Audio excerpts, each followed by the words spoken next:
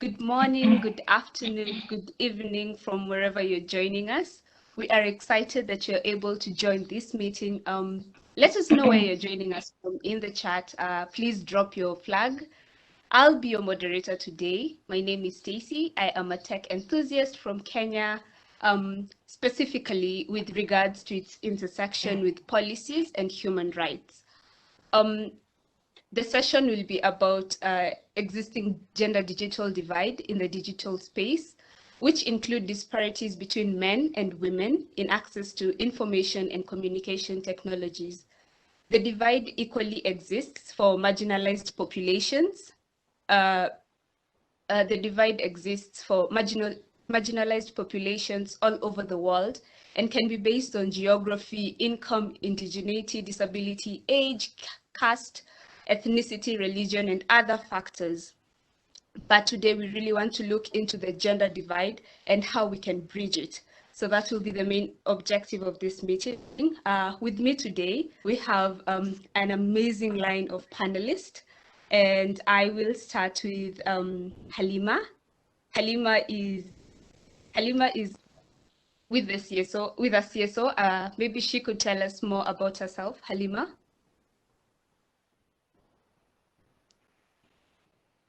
Okay, hi everyone. I'm Halima Oladusu and I'm a data analyst at Revel Systems, Lithuania. So I worked briefly as a data scientist, as a software engineer back in Nigeria, and I moved to Lithuania recently, last year, through the Digital Explorers Program, which is an initiative of AU-EU partnership. So I'm happy to be part of this conversation today. Thank you very much, Halima, and maybe we can move on to Michelle. Thank you, Stacey. Hi, everyone. My name is Michelle Chalf. I work for a software company. It's an enterprise application software company called SAP, and I head up the diversity and inclusion initiative for us for one of our global organizations, customer success. I'm based out of beautiful Singapore. You probably noticed from my accent that I'm South African. So really excited to be part of this panel discussion today to give my point of view, not just from an African perspective, but also working for a European country and obviously very focused on the topic of gender equality. So looking forward to the discussion.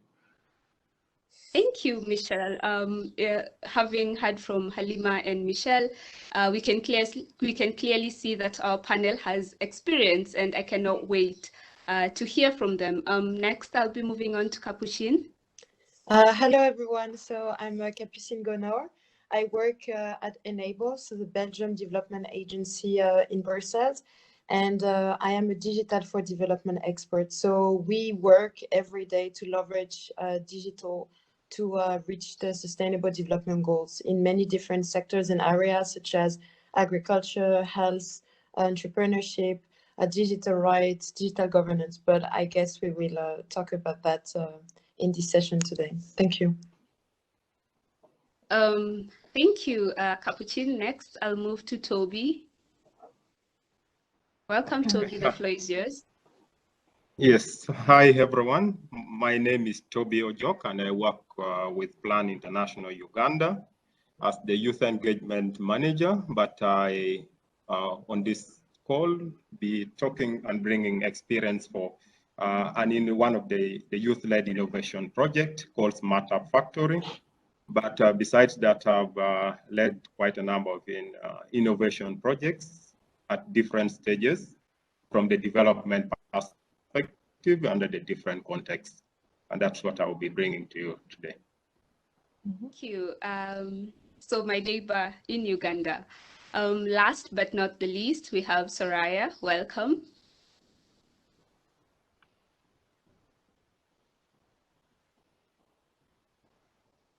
We cannot hear you. Yeah.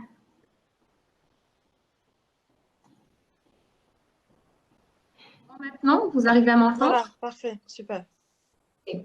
I will switch to French, if you don't mind. Hello, everybody. I'm Hesra Efoya Meliani. I represent the Agency of Digital Development in Morocco. It is a public organization that implements.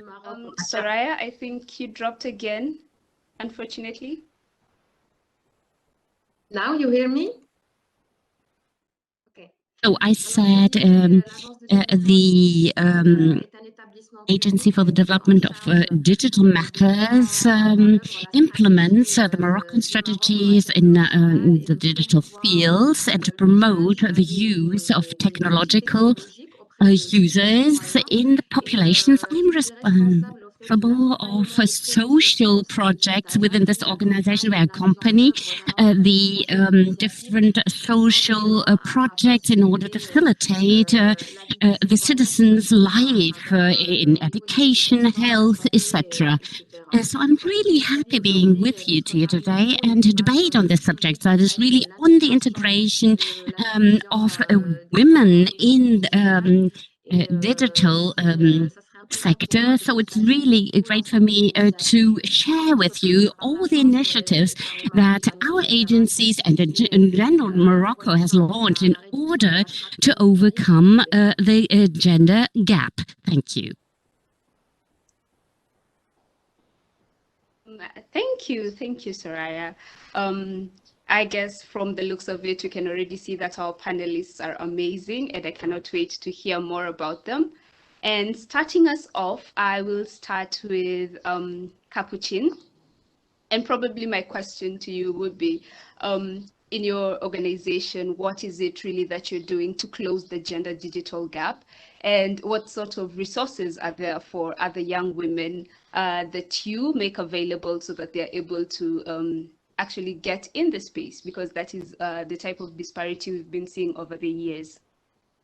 Yeah, thank you very much, Stacey. So that's quite a big question, very broad. But I will first start to say that Enable really look at gender from an holistic point of view, because gender inequalities is not an issue of digital, or it's not an issue of the digital transformation. It's the issue of gender inequality in itself. Meaning that it's usually linked, as you even said at the beginning of this presentation, to power dominance, to societal norms, to stereotypes, to race, to age. And so Enable do not address gender in digital transformation. We actually address gender inequalities in itself. And so we have developed a strategy, We for Her, that is based on different criteria that we follow, even when we want to do an inclusive gender digital transformation, meaning that gender is anchored in the decision making of all of our project and intervention. We also have a full gender mainstreaming in every step of the programmation cycle. So when we design the bilateral programs that are for 5 years, we really include gender in D4D, Digital for Development intervention, so that we are sure that women are fully included in this process. We also develop specific expertise on gender issues within our staff on the ground, so we can have gender experts, but we also see gender as more than just having gender experts. It's an expertise and it's a knowledge and capacity that we should build gender skills. So the knowledge and the competencies for every staff of Enable in Brussels or in the 14 official Belgium countries, African countries, and also the 6 more countries, to have this understanding and knowledge to know when, for example, there is discrimination in a process or there is inequalities in a process. We also ensure that there are women at every level of the decision process, but also the work we do at Enable. And we sensitize the community we work with, the local partners, the staff on a stereotype, because not only in the digital space that we can see in cyberbullying, in the cyberspace that can be very dangerous for human rights and women. on this digital interface, it's important to know the stereotype and the issues that are ongoing. And last but not least, we're really trying to establish an effective and adequate monitoring and evaluation system so that we can fully reach the targets of having women and the results really focusing on gender balance in our project and a fully inclusive system. But so to conclude that it's not only the job of some gender experts or a woman to really push for gender equality within the digital transformation, it's the job of everyone, of every single individual to make it work, from policymakers, from government agents, from individuals, from civil society organization, private sector, including men and women. That's how we will really reach a fully gender inclusive digital transformation, and that's how Enable is working for and with the women and men to achieve those sustainable development goals. I hope I more or less answer what you said, you asked.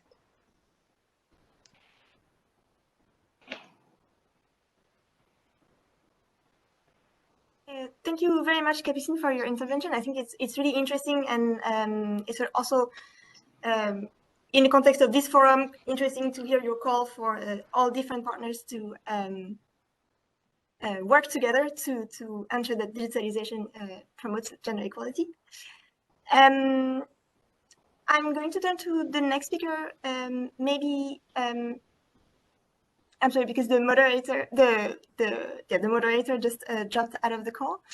Perhaps I can bring Michelle in to share the point of view of the private sector and her experience in her company. Yeah, sure. So thank you so much, Salome. So I just want to, reiterate what Capucine said about this whole topic of gender equality goes beyond the digital inclusion space, right? It is much broader on that. And at SAP, as I mentioned, we're a huge technology company. We've got a very strong focus on the topic of equality, or gender equality specifically. Our global vision as an organization is to be the most inclusive company in the world and to represent the demographics of the societies where we are operating. And of course, gender forms a big part of it. And we have a global target to reach gender parity by the year 2030, but also recognizing that representation at senior levels is even more important. So we have a goal of achieving a target of 30% women in leadership by the end of 2022. So we've got a lot of work to do by the end of this year. We also have around 28% of our executive board being women. And I want to say this, or start off with this, because I think it's really, really important as part of our strategy to bring about equality, is that we have to have some sort of goals or targets or aspirations, whatever you want to call it. And this is important because it not only changes the demographic, but it also allows us to track progress and hold ourselves accountable. And again, alluding to what Capucine said, it's the responsibility of each and every one of us to hold each other accountable. And at SAP, as you can imagine, we have various programs specifically addressing the topics of development, promotion, as well as the empowerment of women. Another area where we really hold our organization accountable is around topics related to inclusion and how we treat each other with respect. So, we have policies in place. For example, we have an anti-discrimination policy, as well as compliance policies, where we are enforcing SAP's commitment to treat all employees with dignity, with respect, in a workplace that is free from discrimination and harassment. So that is really, really important to us, that we create that culture where women are not only drawn to the organization, but where they can also thrive and flourish, right? And so, we also hold our suppliers to the same standards. So we have something called a Supplier Code of Conduct, and it touches on topics beyond the equality topic, right? It touches on things like discrimination, child labor, modern slavery, and we really, look to working with suppliers that have similar ethical practices as we do when it comes to the topic of gender. Then another initiative that we started in 2021, which is called the 5 and 5 by 2025, where we are committed to spend 5% of our procurement spend with social enterprises and 5% with diverse businesses by the year 2025. And in setting this target, what we aim to do is inspire other organizations around the world to buy more goods and services from purposeful suppliers, including minority-owned businesses. So, businesses owned by women, as an example. We are also part of the European Round Table for Industry, where you've got around 60 of the largest companies who come together and they advocate policies that underpin, values around freedom, tolerance, equality, and openness. We have key partnerships also with the UN Sustainability Group, specifically around, the goal number 5, where we are chasing 0 in terms of inequality, and have various programs and partnerships that we are driving, for example, with women in data science, with the female quotient that bring, women-led organization together with investors. We have a very key partnership with UNICEF, where we are really looking at how do we address the 2 billion young people that are going to be seeking employment when they arrive in the workplace by 2030. And so we're working in partnership with Generation Unlimited to help, address topics like education, training, as well as job employment. And lastly, I want to mention 3 areas where we've been really forerunners. We've received accolades from Bloomberg in terms of the Gender Equality Index. We've received, we are also part of the Dow Jones Sustainability Index, and we were one of the first technology companies globally to receive EDGE certification. And this is a certification that looks at whether our policies, our procedures within the organization are unbiased and are treating both men and women equally. So these are just some of the topics. I'm happy to go into detail on any of them later in the discussion. Thank you. Thank you so much, Michelle. I see that Stacey is back. Go ahead, please. Yeah. Thank you very much, Michelle. And I really like that Capuchin touched on the issue that gender inequality is not only in the digital space. And so thank you for that. And thank you, Michelle. So I guess we will move on to our next we'll move on to our next speaker, and we'll have sorry about that. We'll move on to our next speaker, and we'll have Halima. Yes, we will have Halima. And my question to Halima would be, in your space as a data scientist, which is a big thing here in Africa, women in data science, so really, what other opportunities do you see that are there for women? And also, what are you doing in your organization to close that gender digital gap? Thank you very much, Stacey, for the question. So I'm going to be answering this question based on being a participant, or would I say a beneficiary of a program that addresses issues like this, the Digital Explorers program. So currently I'm a data analyst. Back in Nigeria, I was already a data scientist working on problems in Nigeria, but I wanted exposure. I wanted to see how things are done outside, and I wanted that international experience. And that was why I applied to the program. So after I came to Lithuania, it has been a ride for me, and because it opened doors for me. I met a lot of professionals. I understood how things are done, on a big scale basis, apart from the local one that I have been doing. So I would say that, like, I'm just going back to the question and on what we have been doing and then how it's, okay.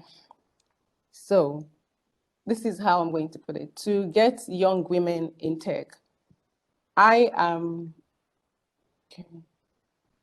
okay, so apologies for that. I was a little destabilized. So now I'm going to talk about getting young women in tech. And then, so things I'm going to talk about are access to resources and internet, laptops. They are kind of the problems that generally women face.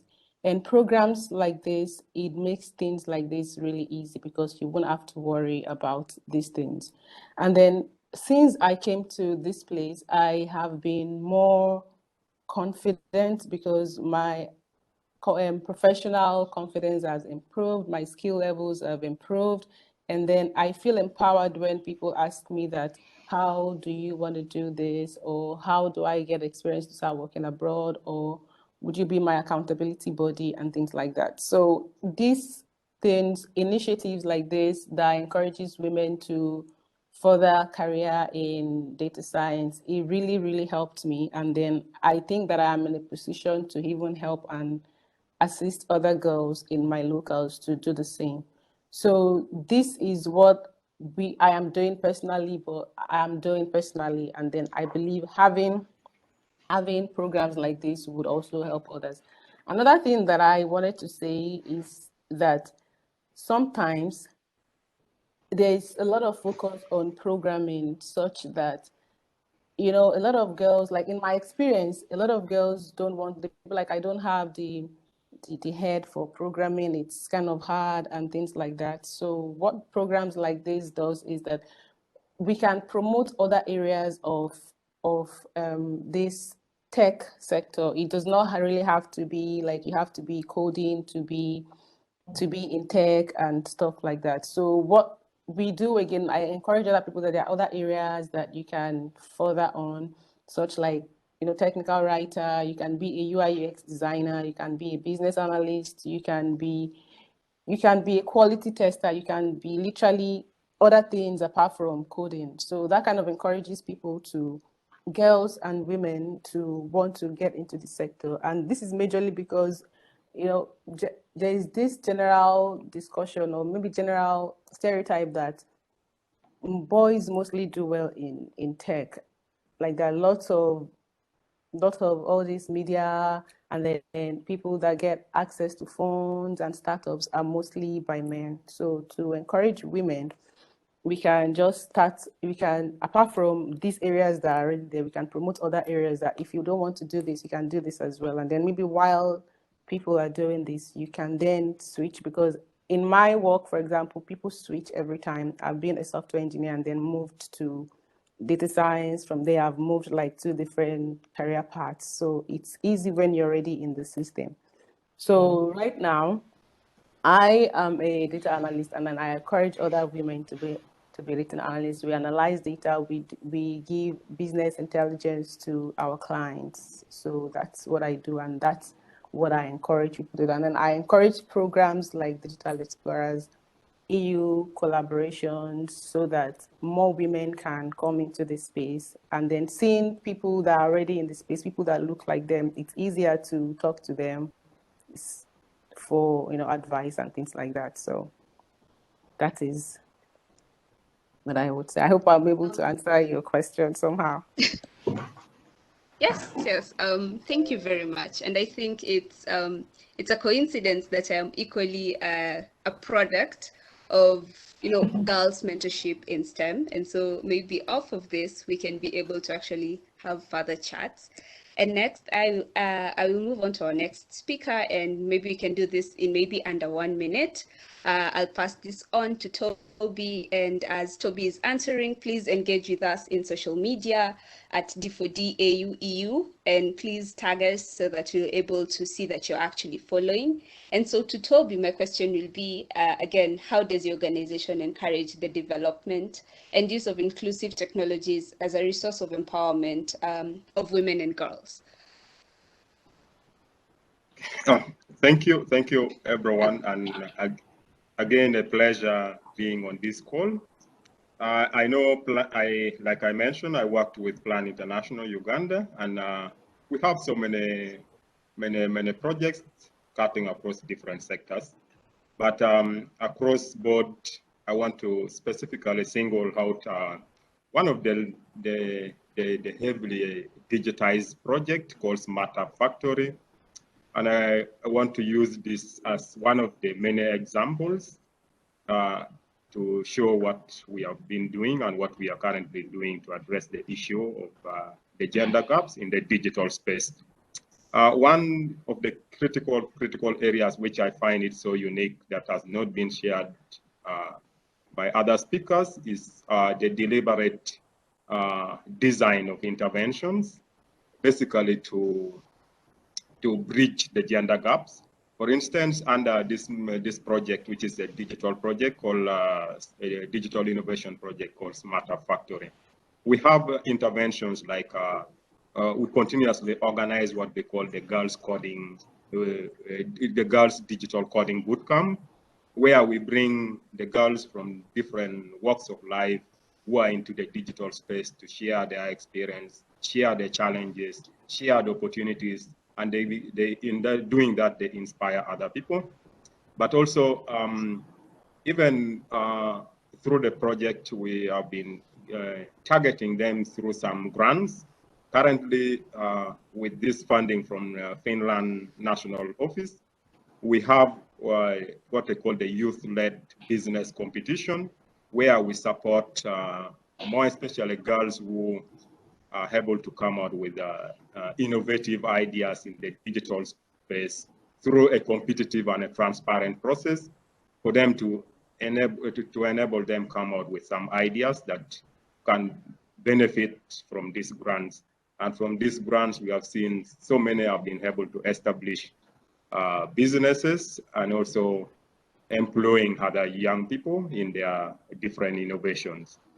Apart from that, the project, especially this, and beyond the project, we are trying to so much adopt the practice of using the youth mentors, and like particularly on SmartUp, it uses the youth-friendly space model where the mentors runs and do daily operation, the supervision, the training and mentorship of other young people in the digital space. So in this, we have tried to bring so many girls become mentors.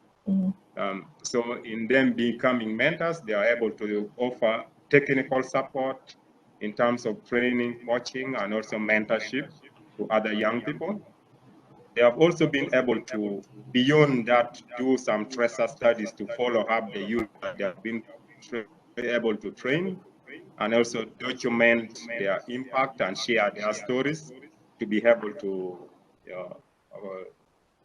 give us the impact of the project. But also, apart from that, the project invested so much, and that's from the organization perspective, to make sure that the initial cost in accessing these technologies, buying the computers, installing internet, renovating those spaces and making it appealing to young people is also addressed. So in doing that, it creates opportunity for especially girls to have access to this technology. But beyond that, one of the things that we so much worked on of late is the aspect of building systems that protects but also enable young people, especially girls, to come and enjoy these spaces.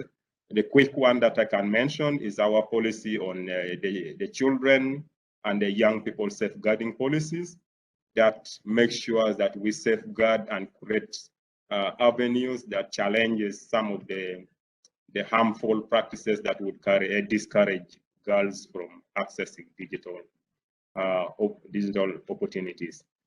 Besides that, we also have created equal access in terms of access to information, opportunities, and then refer other development partners, and then to other government, and then other private sectors opportunity, especially for girl-led businesses, where they are actually currently using the digital technology, especially the digital marketing aspect, to market some of their different innovation, including their individual projects. So that's what I can quickly share from Smarter Factory, and also from the bigger Plan Uganda perspective. Over to you, Stacy.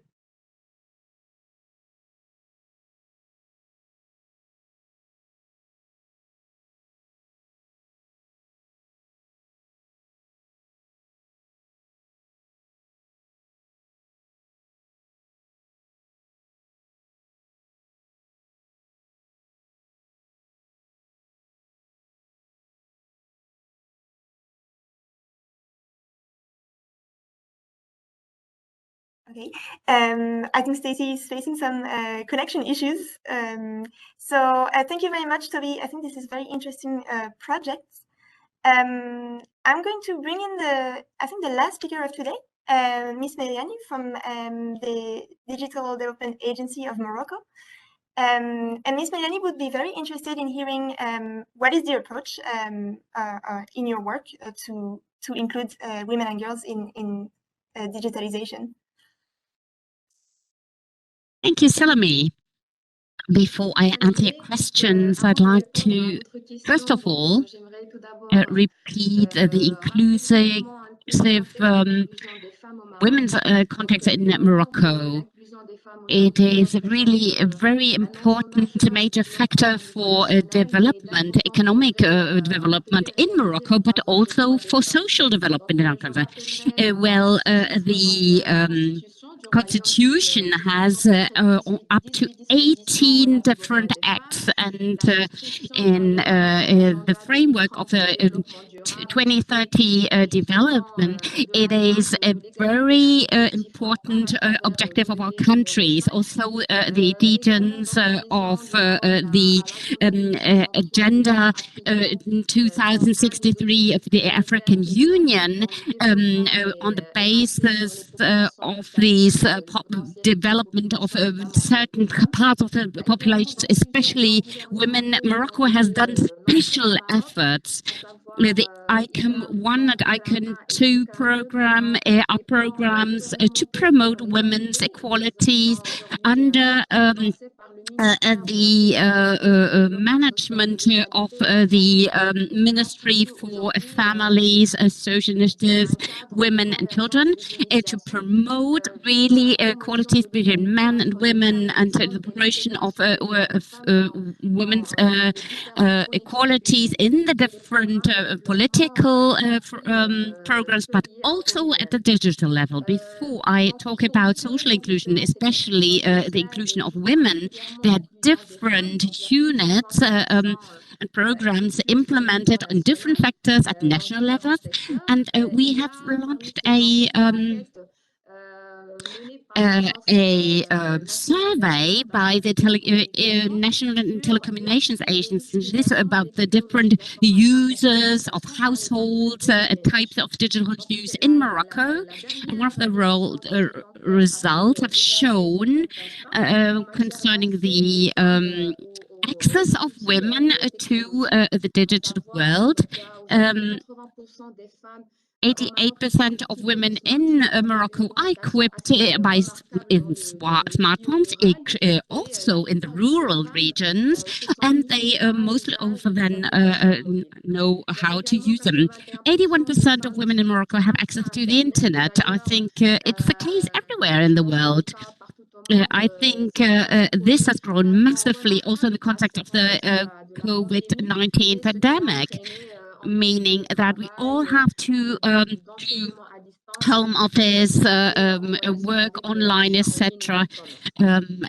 Concerning the use of social media, this agencies and this survey has shown there's a real rise of access of women to social media that is now at 98%. So these figures told us that we need to reinforce women's capacities and competences of the use of the digital items. There's still a gap between men and women of 30 to 40% concerning their capacities, basic, intermediate, even professional capacities of using digital things.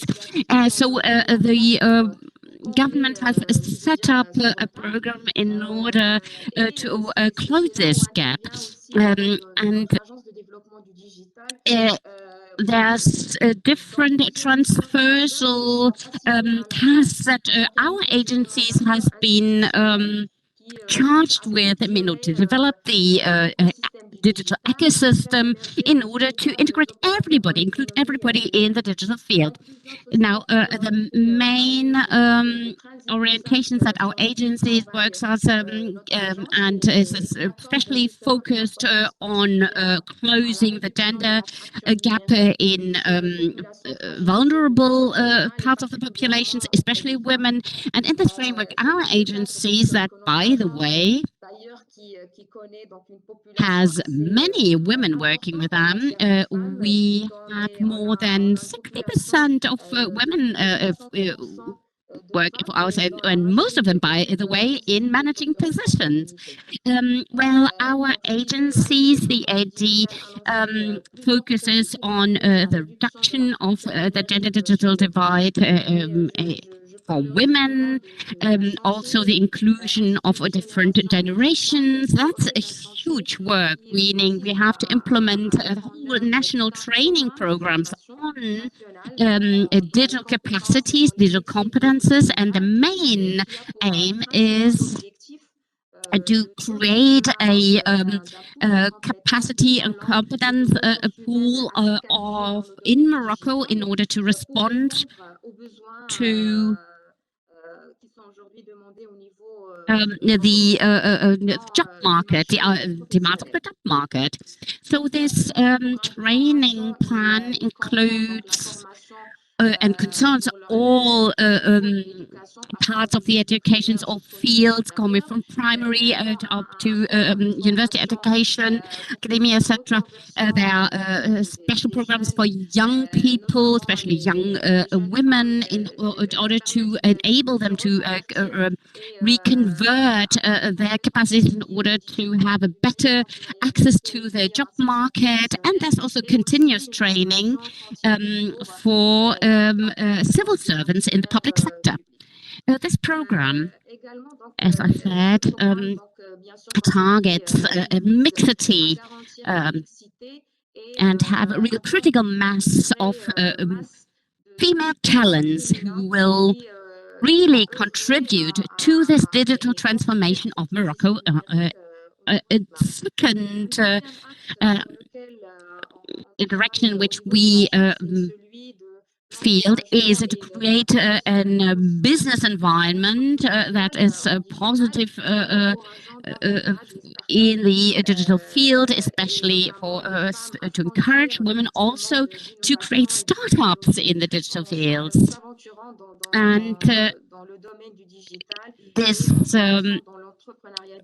these business startups, these digital startups shall improve the economical environment in general. So hopefully I've answered your question, Samay. Thank you. Oui, tout à fait, merci. Stacey, I think you're back. Yes, here I am. I don't think even with the pandemic that lasted 2 years, we are able to fully understand the concepts of virtual meetings and webinars. I apologize. So I guess we will take a final comment from our speakers, and this will be opportunity to also react to what a fellow panelist had said. And in that reaction, we would also want to see what's next for us. How does the future look like with respect to bridging this gap? We will do so in the same order that we started, and I guess we started with Capuchin. So this is your opportunity to react to what a speaker said, and in very few minutes, how does the future look like for you with our aim of bridging that gender gap that exists in the digital field? Thank you, Stacey. So I would like to react especially on some best practices that have been highlighted by Toby, by Alima, by Michelle, by Soraya. And so I think the way we can really shape the future is the way we work for that future. So at Enable, especially, we really value human-centric design when we design project and intervention, as well as we use the 9 principles of digital for development that I'm sure all of you know. With also the principle of leave no one behind and do no harm, because integrated digital in ecosystem where digital was not there at first, it's very important to assess the risk and to make the environment better and not worse. But I would especially like to emphasize on 3 best practices that we see in the field and in the many projects we have at Enable. I didn't have the opportunity to list them all, but I really invite all of you to go on Enable website and also Open Enable, where you can access all the projects we have, and especially gender and digital that we do in education, in entrepreneurship with women in tech, in health sector, and digital rights and digital governance especially.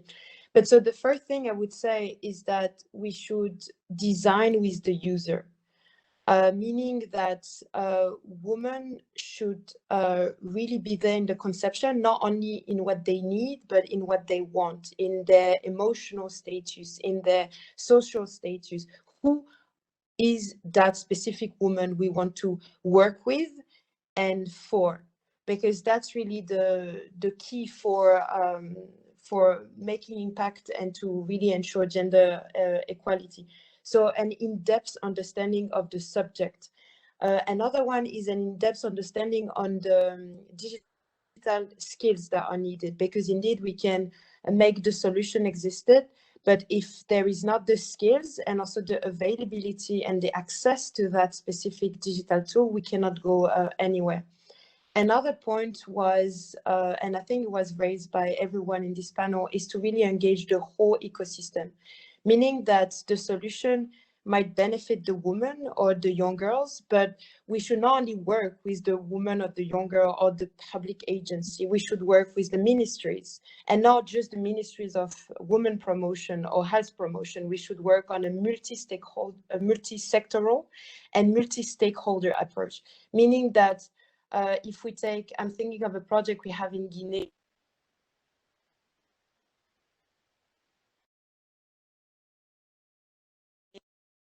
developed an app for sexual and reproductive rights, and also to counter gender-based violence.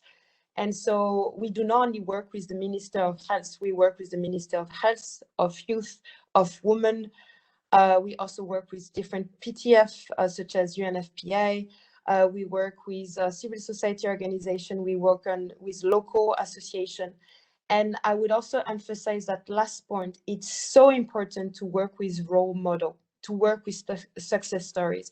And that's what Alima was really mentioning, that we need women that actually show that they succeeded in that field that is so hard today for women still, and that we can also engage and have this ripple effect in the future, so that more young women, more women feel confident to really take part in that digital transformation, because otherwise we will not move forward in this journey. And the last part I would say, but it's kind of a consequences of the 2 first one, which is design with the user and really the ecosystem engagement, is the sustainability of the solution, of the approach, or even the tools we design. Sustainability means, and ownership especially, means that if you properly design your solution with the end beneficiaries and the local ecosystem around, then the same person would feel engaged enough to continue the solution when a private actor or public actor or agency leaves, because like they feel equipped and they feel empowered and recognized and also inspired by others. So that is super important, to have this sustainability and ownership vision to really ensure that I'm a bit disturbed by sometimes there's emojis coming up, but I'm happy that people are understanding of what I'm saying. So yeah, that's what I would say. And the last comment is, please, let's stop to see women as minorities. We are not minorities. We are 50% of the global population. Like, the impact it has on literally economic, politics, social sphere, it's huge. So I think it's really time to see women as an individual as much as men, to really push as well forward in this journey, rather than as vulnerable population or minorities. Voilà, thank you. Definitely, definitely. Women are not minorities, and history itself can prove for us of all the innovations that women have driven, that we are enjoying in our lives today. And in the same breath that you spoke of how it's important that we are able to see women who have been successful in that space, we have a question directed towards Halima on how did you end up in the digital space? Maybe if you could answer that in like a minute, how did you end up there? I'm so sure millions of us would want to know. Halima, you're muted, unfortunately. Yep. Can you hear? Oh, yeah.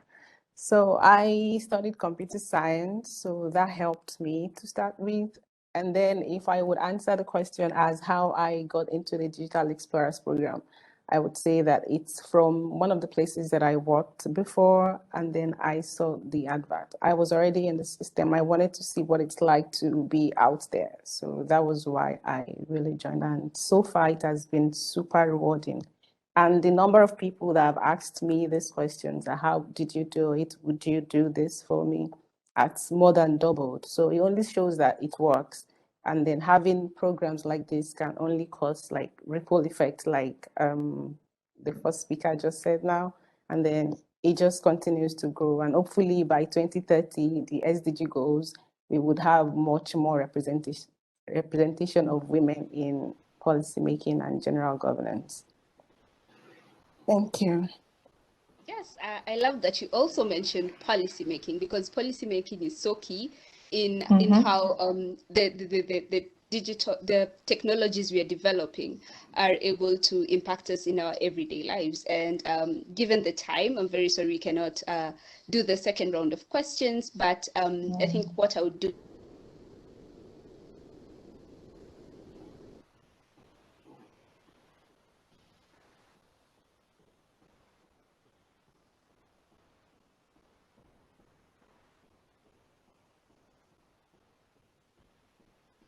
I think that Stacey's internet dropped again.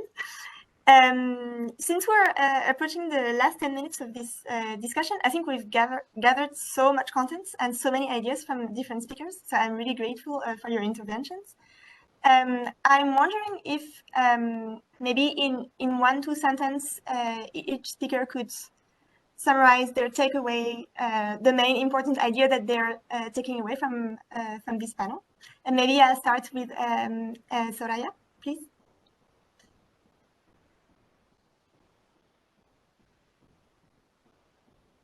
Actually, I'd like to say that in order to overcome the digital gender gap, it is important to have, first of all, do a very precise diagnostics of the situation in order to design the right solutions. Also, in order to work together, doing the different actors in the different countries, all actors, and partnerships, and these efforts should really be concrete with projects that are implemented on the ground in the field and that really answer the needs of the questions of the people, of the population, especially women. We need to reinforce partnerships and collaboration between different players, stakeholders, just like governments, but public agencies, actors of the private and the public sectors, academia, education, etc., that are essential in order to that they work hand in hand in order to make progress and make sure that we can close the gender digital divide. And I support.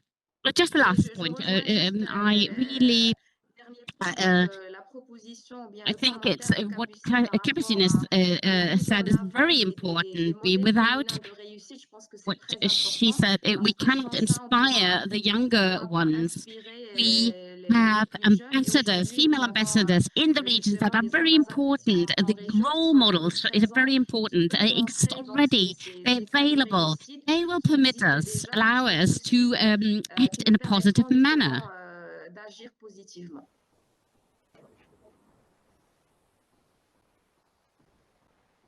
Thank you so much. Maybe Michelle, you could share your takeaways, please. Yeah, sure. Well, firstly, thanks. I mean, there were so many great insights coming out of the discussion today. But if I just think of a couple of things from my side, and coming from a technology side, for me, what's really important is for us to have inclusive technology, right? So it's really key that we create safer, empowering online spaces.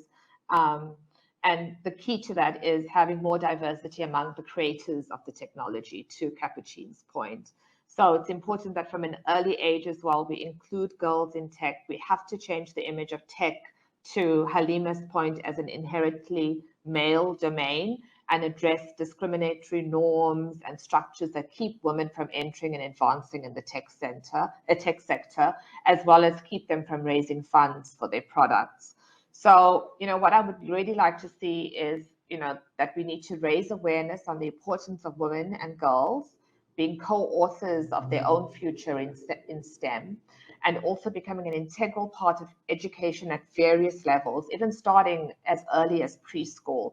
And this is really linked to us being able to abandon some of these harmful gender role stereotypes for girls and boys.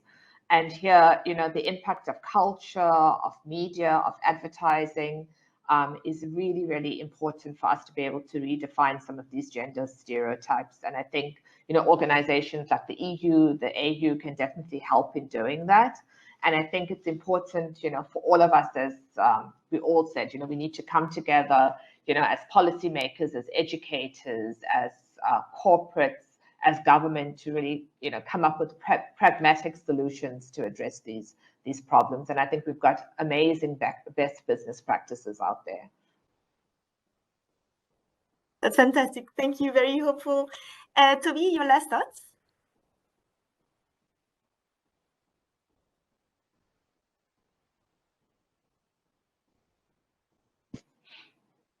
Can you hear us, Toby? Yes, for me, I would take away three things. One, especially from Michelle. Michelle, I think there's still room for us to tie the loose hands between development work and private sector. Mm-hmm. I think most of the digital related innovations, especially from the fintech and then agtech related opportunities, end up in the private sector. But that perception that private sector might need to have some reservation, especially from those who are coming from the digital aspect, especially from the informal sector, mm-hmm. is something that private sector needs to take it up. Then secondly, I would still recommend that a lot needs to be done to document and share practices and then some of the learnings.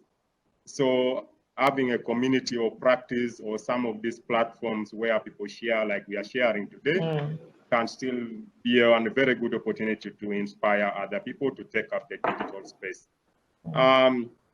Thirdly, I think, which is most, to me, is most critical, more, if you look at our programming, especially for us who are coming from development context, we plan in the, you look at from the gender planning stage, but at the time of implementation, especially when it comes to deliberate targeting of female participants. In our paper document, it reads quite well, but when it gets to the implementation stage, that deliberate targeting needs to go beyond just design of a particular intervention. And then lastly, I think moving forward, we need still more investment in this area in terms of the personnel, but also in most important of it all, how we are innovatively delivering on our interventions when it comes to implementation, the monitoring, and also in documenting and then showcasing the opportunity, some of the impact that has come out of the interventions. So to me, those are the quick take that I would want the team to take it up. Thank you. Thank you so much. And for the sake of time, if I could ask one sentence from Capucine and then from Halima before closing the panel. Thank you. Oh, that's great. I will finish in French. My conclusion. I'd really like to react. I'm absolutely agree with you. I would highlight that we need this holistic system, but it would be very interesting to do a mapping of initiatives of all the sectors, not only the government agencies, because we feel there are a lot of different actors in the different countries. Information is all there, the players are there, but what we need to coordinate between the different players, policymakers, government agencies, private, public actors, to see where we are, where we connect, where are the best skills, where are the best practices, and the necessary investments that we need in order to be better, to have a better target. And this is what we really need. So we hope to have, in this way, to have a better and higher impact in our field. This would be my conclusion. Yeah. In the interest of time, with what everybody has said, I believe we all should make efforts to break the stereotypes that is already out there, and then we should celebrate success stories so that more people and more girls would be encouraged to come into STEM. Thank you. Thank you so much to everyone and to every speaker and the organizers of this session. I found it really interesting, and I hope that we can, in the reports of the forum, bring up these takeaways and build on them. So thank you again very much for being here with us today, and to all the participants for sticking with us. We're just on time. So we'll see you in the other sessions of the forum. Bye. Thank you. Thank you.